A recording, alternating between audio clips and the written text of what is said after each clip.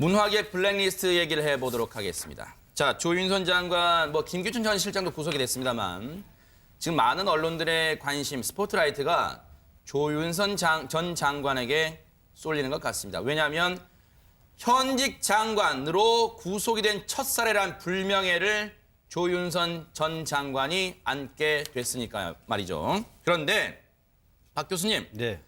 조윤선 전 장관 구속된 뒤에 모습, 언론에서는 수척해진 모습이다 하는데 거기에 별로 동의하고 싶지는 않아요. 그럼 당연히 그러면 구속된 다음에 화장하고 나올 겁니까? 네. 그런 민낯의 얼굴을 조윤선 전 장관이 보였는데 구속 전 피의자심은 영장실질심사에서 펑펑 울었대요. 왜 운 거예요? 글쎄 왜 울었을까요? 네. 진짜? 아직도 억울한 거예요? 저는 아마 글쎄요 그런 일인지 모르겠습니다. 네. 울었다는데 너무 포인트를 주지 마시고요. 아하, 네. 이것이 중요한 것이 아니고 네. 조윤선 장관은 지금 검찰 특검이 바뀌고 난 대목은 죄질이 굉장히 안 좋습니다. 아하. 문화융성을 표방했던 박근혜 정부에서 네. 당시에 청와대에서 리스트를 쓰는데 직접적인 관여를 했고 네. 청문회에서 거짓말했습니다. 아하. 심지어는 증거까지도 은폐시키려고 했습니다. 네. 그런데 밖에 나와서 지금 나와서 하는 얘기가 네. 평창 올림픽을 자신의 힘으로 주도하지 못해가지고 네. 혹시 억울해서 아하. 펑펑 운다. 아하. 그 눈물에 마음이 약합니까? 저는 그것보다는 저는 안 약해요. 안 약하죠. 예. 네. 조윤선 이제 전 장관은 해야 되겠죠. 네. 우리가 알고 있었던 조윤선 전 장관하고는 전혀 다른 모습을 보인 겁니다. 아하. 이건 저는 역사에 남을 재판이라고 봐요. 네. 어떻게 그래도 문화를 좀 안다는 장관이 네. 지금까지 이런 식으로 네. 2016년 오늘, 2017년 오늘 일까지 네. 이런 식으로 했다는 건 이거는 용납할 수 있는 문제가 아니에요. 아. 얼마나 오르는지 모르겠습니다만 네. 법대로 엄정하게 처리하는 것이 원칙이라고. 네.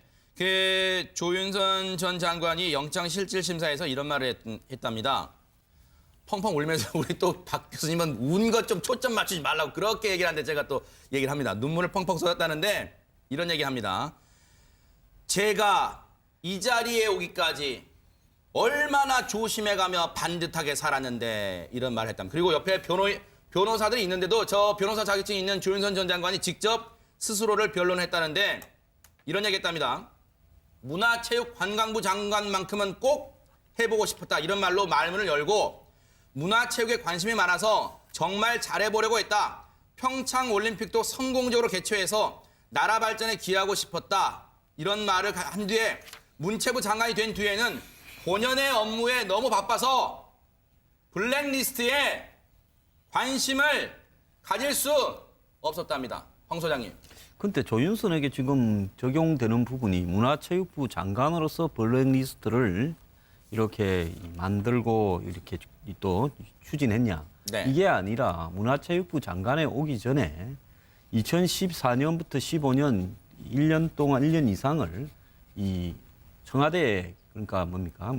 정무수석으로 있으면서 네. 사실상 세월호 직후부터 블랙리스트가 본격화되는데 네. 실질적으로 저 부서의 산하 비서관들이 만들어서 교문수석실을 통해서 문화체육관광부로 내려줬다. 네. 그거 아닙니까? 네. 그러니까 이 블랙리스트를 만드는 원조에 관한 이야기입니다. 네. 근데 본인은 자신이 문화체육부 장관으로 있을 때 이야기를 하면 안 되죠. 네. 많은 한국의 사람들이요 성실하게 일해도 엄청나게 열심히 삽니다. 새벽부터 한밤중까지. 네.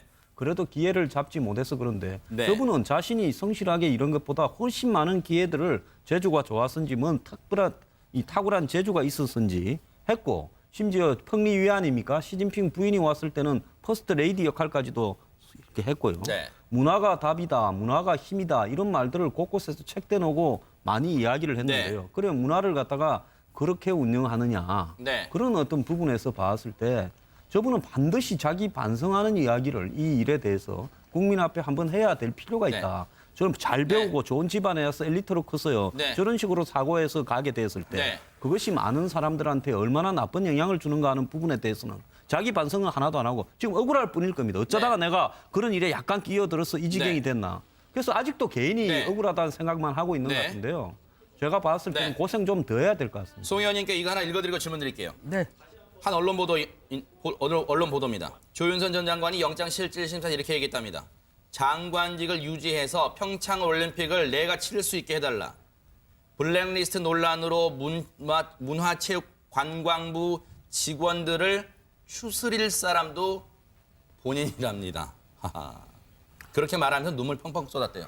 나라의 녹을 먹는 사람으로서 제일 중요한 게 사실은 책임감입니다. 네. 이 언론 보면 굉장히 책임감이 강한 멘트예요, 사실은. 그렇게 보이네요. 예, 그렇습니다. 네. 그럼에도 불구하고 뭐 아까 황 소장이 제주가 좋은지 했는데 제주 좋죠.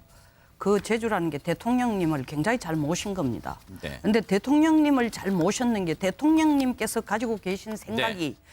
지금 이 시대가 요구하는 국민들 생각과의 간극이 있는지 없는지를 네. 자기는 좀 그 중간에서 항상 면밀하게 네. 지켜보면서 소위 말하는 균형과 견제의 역할도 동시에 했어야 되는데 네. 너무 맹목적으로 따라갔다라는 그것이 네. 자기가 반듯하게 살았다는 그 반듯의 기준에 지금 문제가 생긴 겁니다. 네. 그렇기 때문에 그런 상황에서 국민들은 자기가 반듯하게 살았다고 생각하지 않고 권력의 가까이에서 권력자가 원하는 걸 하는 데에만 너무 충실했다고 네. 많은 국민들이 이렇게 생각하기 때문에 지금 저런 상황에서 본인은 억울하지만 네. 국민들로서의 비난부터 네. 비난을 받는 것입니다. 박 교수님께 제가 이거 하나 읽어드리고 네. 원래 하시고 싶었던 말씀과 엮어주세요.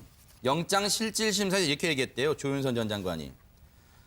또 장관이 되기 전에 대통령 정무수석을 할 때도 세월호 참사 수습 등 다른 일에 몰두하느라 블랙리스트엔 신경 쓸 겨를이 없었다고 주장했답니다.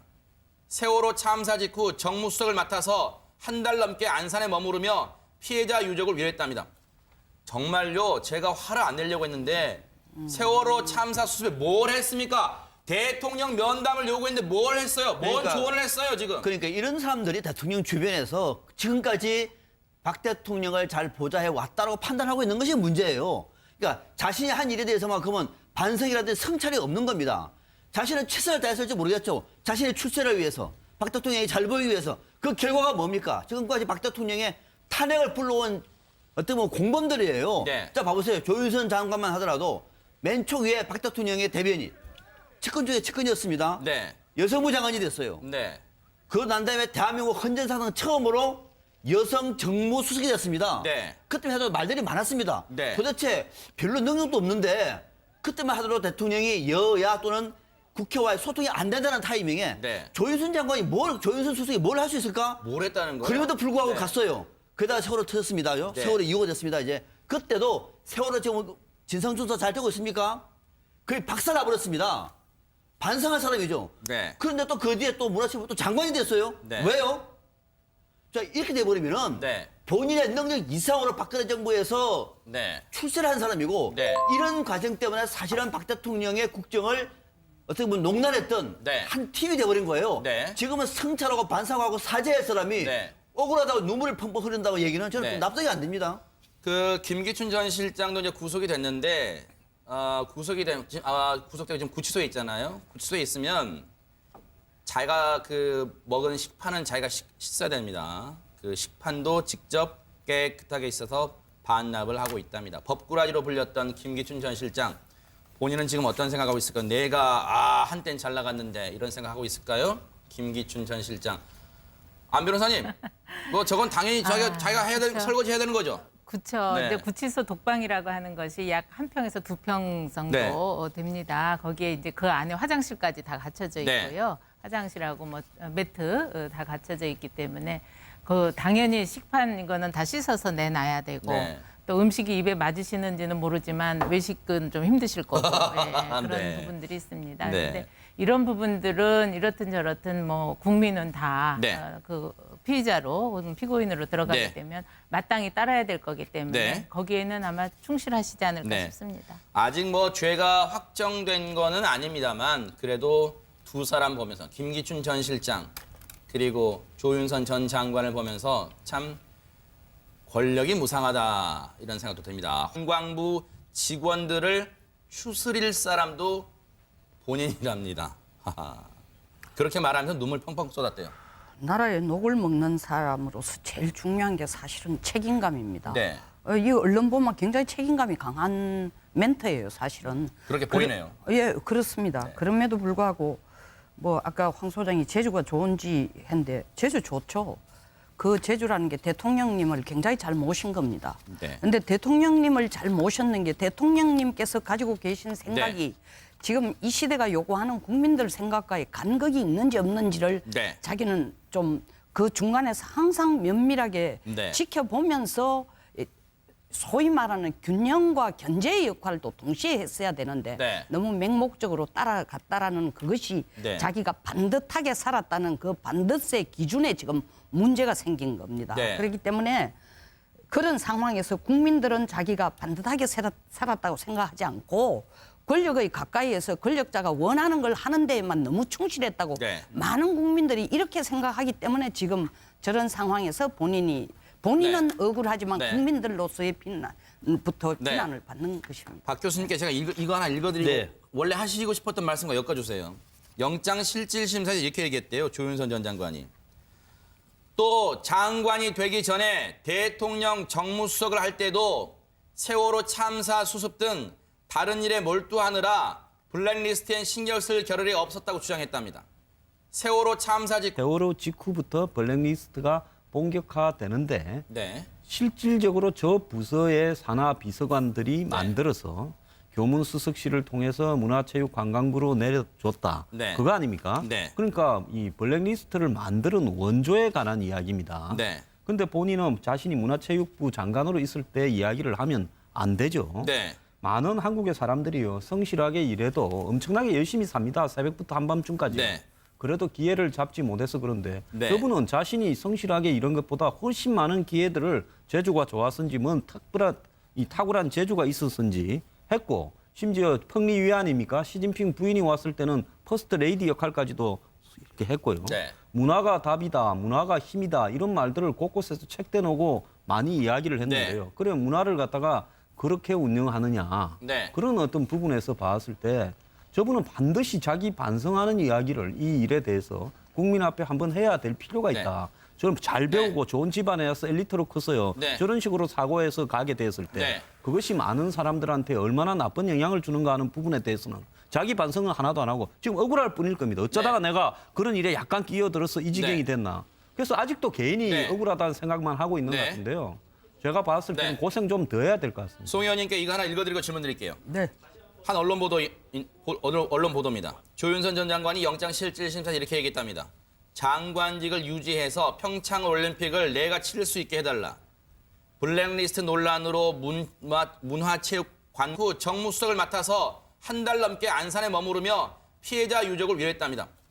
정말요, 제가 화를 안 내려고 했는데 세월호 참사 수습에 뭘 했습니까? 대통령 면담을 요구했는데 뭘 했어요? 뭔 그러니까- 조언을 했어요, 지금? 그러니까 이런 사람들이 대통령 주변에서 지금까지 박 대통령을 잘 보좌해 왔다고 판단하고 있는 것이 문제예요. 그러니까 자신이 한 일에 대해서만 그러면 반성이라든지 성찰이 없는 겁니다. 자신은 최선을 다했을지 모르겠죠. 자신의 출세를 위해서, 박 대통령이 잘 보이기 위해서. 그 결과가 뭡니까? 지금까지 박 대통령의 탄핵을 불러온 어떤 공범들이에요. 네. 자, 봐보세요. 조윤선 장관만 하더라도 맨 초 위에 박 대통령의 대변인. 측근 중에 측근이었습니다. 네. 여성부 장관이 됐어요. 네. 그 난 다음에 대한민국 헌정사상 처음으로 여성 정무수석이 됐습니다. 네. 그때만 해도 말들이 많았습니다. 네. 도대체 별로 능력도 없는데 그때만 하더라도 대통령이 여야 또는 국회와의 소통이 안 된다는 타이밍에 네. 조윤선 장관이 조윤선 수석이 뭘 할 수 있을까? 뭘 했다는 거예요? 그럼에도 불구하고 네. 갔어요. 그러다가 세월호 터졌습니다요. 네. 세월호 이후가 됐습니다. 이제 그때도 세월호 지금 진상조사 잘 되고 있습니까? 거의 박살나버렸습니다. 반성할 사람이죠. 네. 그런데 또 그 뒤에 또 문화체육부 또 장관이 됐어요. 네. 왜요? 자, 이렇게 돼버리면은 네. 본인의 능력 이상으로 박근혜 정부에서 네. 출세를 한 사람이고 네. 이런 과정 때문에 사실은 박 대통령의 국정을 어떻게 보면 농단했던 네. 한 팀이 돼버린 거예요. 네. 지금은 성찰하고 반성하고 사죄할 사람이 네. 억울하다고 눈물을 펑펑 흐른다고 얘기는 저는 네. 좀 납득이 안 됩니다. 그 김기춘 전 실장도 이제 구속이 됐는데 문화계 블랙리스트 얘기를 해보도록 하겠습니다. 자, 조윤선 장관, 김기춘 전 실장도 구속이 됐습니다만 지금 많은 언론들의 관심, 스포트라이트가 조윤선 전 장관에게 쏠리는 것 같습니다. 왜냐하면 현직 장관으로 구속이 된 첫 사례란 불명예를 조윤선 전 장관이 안게 됐으니까 말이죠. 그런데 박 교수님, 네. 조윤선 전 장관 구속된 뒤에 모습, 언론에서는 수척해진 모습이다 하는데 거기에 별로 동의하고 싶지는 않아요. 그럼 당연히 그러면 구속된 다음에 화장하고 나올 겁니까? 네. 그런 민낯의 얼굴을 조윤선 전 장관이 보였는데 뭐 구속 전 피의자심은 영장실질심사에서 펑펑 울었대요. 왜 운 거예요? 글쎄 왜 울었을까요, 네. 진짜? 아직도 억울한 거예요? 저는 아마 글쎄요, 그런 일인지 모르겠습니다. 네. 뭐 울었다는데 너무 그 포인트를 주지 마시고요. 아하, 네. 이것이 중요한 것이 아니고 네. 조윤선 장관은 지금 검찰 특검이 밝히고 있는 대목은 죄질이 굉장히 안 좋습니다. 아하. 문화융성을 표방했던 박근혜 정부에서 네. 당시에 청와대에서 리스트를 쓰는데 직접적인 관여를 했고 네. 청문회에서 거짓말했습니다. 아하.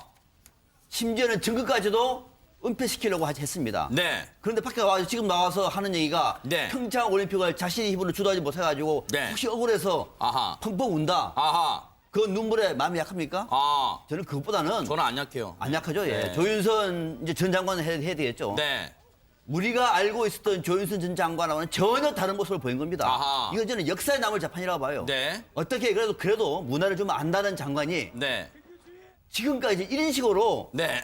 2016년 오늘, 2017년 오늘 일까지 네. 이런 식으로 했다는 건 이거는 용납할 수 있는 문제가 아니에요. 아. 뭐 얼마나 울었는지 모르겠습니다만 네. 법대로 엄정하게 처리하는 것이 원칙이라고. 네. 그 조윤선 전 장관이 영장실질심사에서 이런 말을 했답니다.